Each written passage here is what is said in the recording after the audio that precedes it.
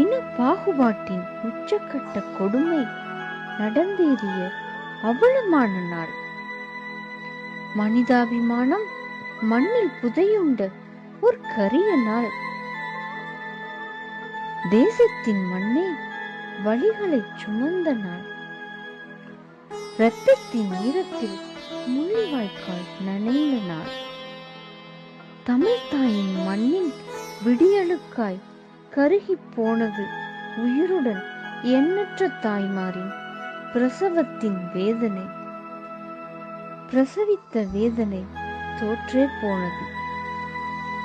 ஆகாயத்திலிருந்து மழையாய் பொழிந்த வெடிகுண்டுகளால் ஓர் இனமே சின்ன பின்னமான நாள். இறந்து விட்டால் என அறியாமல் ஒரு பிஞ்சு நெஞ்சு தாயிடம் தாய்ப்பால் குடித்த அவலமான நாள். ஒரே சமயத்தில் பூவையும் பொட்டையும் இழந்து எண்ணிலடங்கா விதவைகளுக்கு வித்திட்ட நாள். 10 மாதம் பொக்கிஷமாய் காத்து காற்றுப்பட்டால் வாடி விடுமென ஒரு தாய் வளர்த்த உயிர்கள் ஒருவர் கைகளின்றி ஒருவர் கால்களின்றி உடலில் எத்தனையோ ஊனங்களை வாரி வழங்கிய கார்மேக நாள். பலிகள் சுமந்த மண்ணாய் ஒரு வரலாறு எழுதப்பட்ட நாள். ஓவென்று அழுது ஒழுகிய ரத்தமெல்லாம் சாவின் விழிவழியே சரிந்துவிட்ட நாள்.